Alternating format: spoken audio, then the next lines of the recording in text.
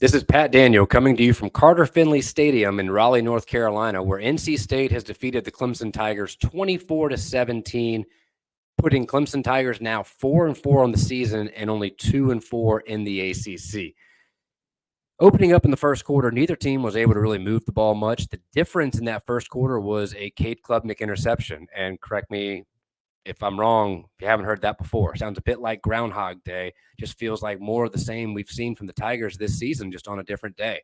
And in that first quarter, again, after that Klubnik interception, it seems like the Tigers here recently have been compounding those mistakes. Last week, after the Will Shipley fumble in the first quarter, Miami ran the very first play after that 80 yards for a touchdown. Well, today, after that first quarter interception by Klubnik, Miami had a 50-yard run on the very next play, almost like they caught the Tigers napping a bit or a bit off their game.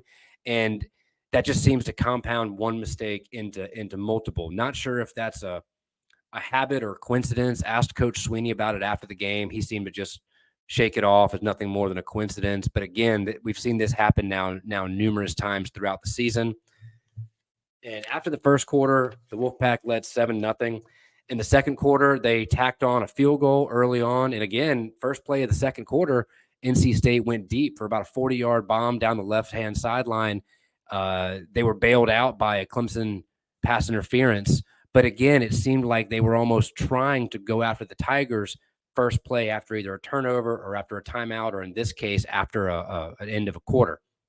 Now, Clemson responded beautifully. They responded with a 9-play, 75-yard touchdown drive, capped off by a 1-yard Phil Maffa touchdown. Now, the play right before that Maffa touchdown, though, was a very scary play for all involved, as well as fans, as well as media. Clemson star running back Will Shipley took a just monstrous hit. It was a short pass from Klubnik to Shipley, and at the 1-yard line, it looked about like he ran into a brick wall. He was laying on the field. Initially, we did not see a whole lot of movement. Players were waving over trainers from both sides. Thankfully, after a couple of minutes of being attended to, Will Shipley was able to walk off under his own power. We did hear from Clemson SID after the game some really good news that they did not feel the need to take Shipley to a hospital after the game for further evaluation, but instead they feel as though they were able to do whatever necessary tests they did at the stadium. And so that at least sounds very encouraging. And I would imagine we'll hear much more throughout the week on the condition of Will Shipley. Again, we're all thinking and wishing the best for his speedy recovery. Now, Clemson at the end of the first half had another nice two-minute drive. They were able to do the 2-minute drill, but it seemed to stall right at the end. Not sure if they got a bit too conservative there with the play calling. Don't mean to second guess the coaches, but they were moving right along and then ended up settling for a field goal opportunity where they missed wide right on a 43-yard chance. So then it was 10-7 at halftime, NC State. We did learn at halftime that Will Shipley was officially ruled out for the rest of the ball game. Not surprising news. But again, we did learn that at halftime. In the third quarter, again, another Cade Klubnik interception. This time it was a tipped ball that NC State defender just happened to be in the right place at the right time and returned it for a 15-yard pick six. There were multiple deflections on the day. The defensive line for NC State, they were right in Klubnik's face throughout the day, and they were having their arms raised, and it did seem difficult for Klubnik to get past them on a number of those passes.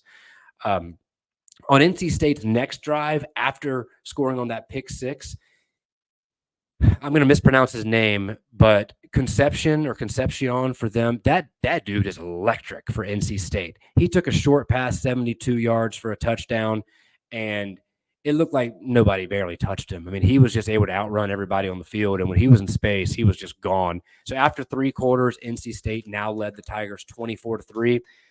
In the fourth quarter, I believe it was the very first play of the fourth, Clemson had a nice drive down to the one. Phil Maffa, again, was able to punch it in from the 1-yard line. I'm sure Clemson fans out there remember last week against Miami, double overtime, the Tigers electing to give Will Shipley the ball from just outside the goal line and then doing a run by Cade Klubnik as opposed to using your much bigger, bruising running back in Phil Maffa. So it was nice to see today they elected to give him the ball twice from the one, and he punched it in both times. But now after this score, the Tigers still trailed 24-14. So you needed two scores to tie the game or win.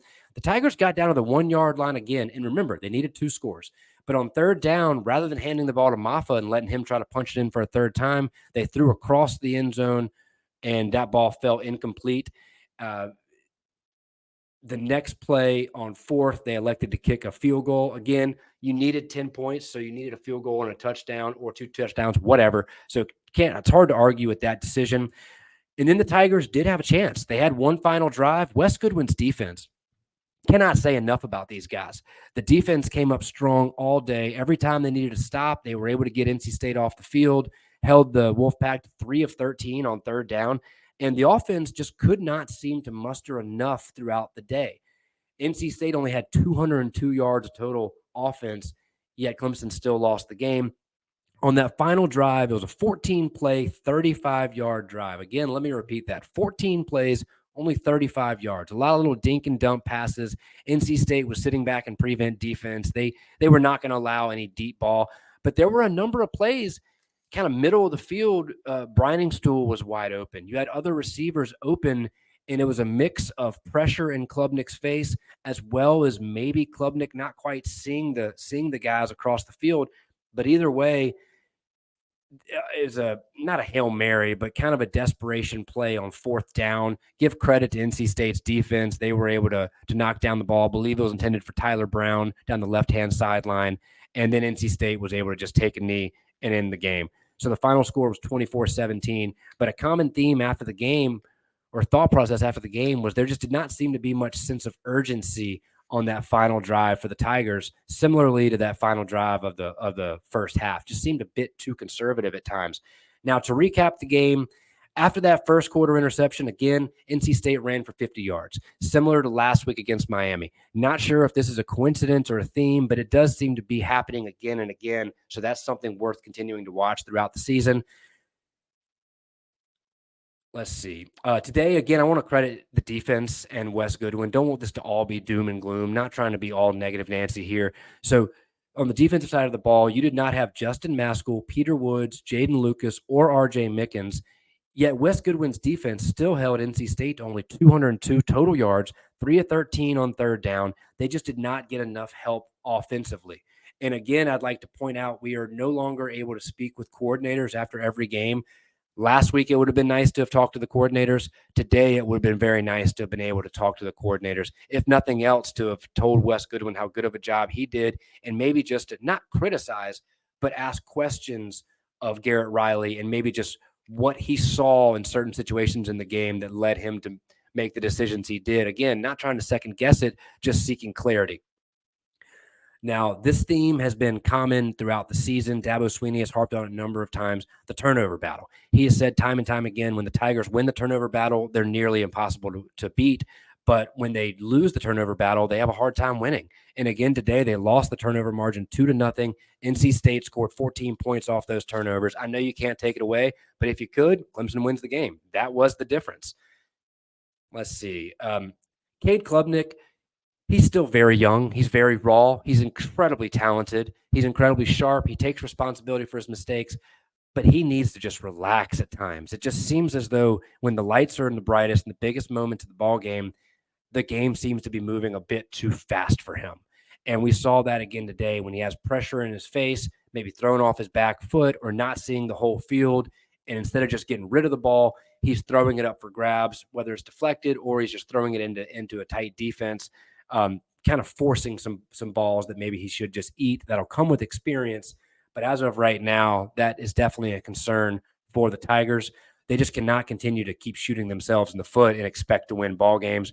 The Tigers fall to 4-4 for the first time since 2010. We've heard Dabo Swinney a number of times throughout the season compare this team to that 2010 squad.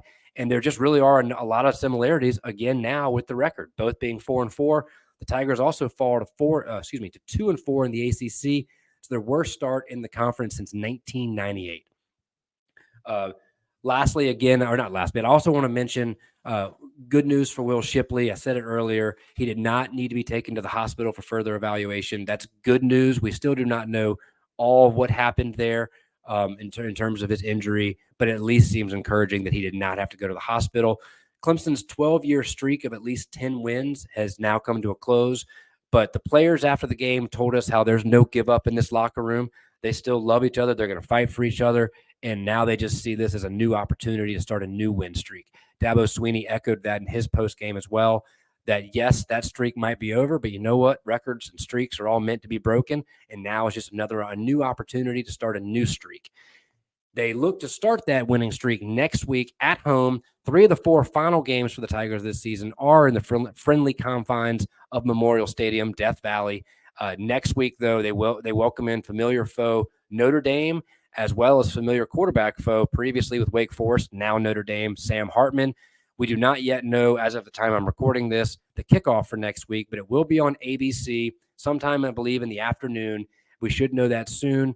And the Tigers look to bounce back in a big way and upset Notre Dame next weekend in front of their home faithful. Again, Patrick Daniel coming to you from Carter Finley Stadium up in Raleigh, North Carolina, where the NC State Wolfpack defeat the Clemson Tigers 24-17.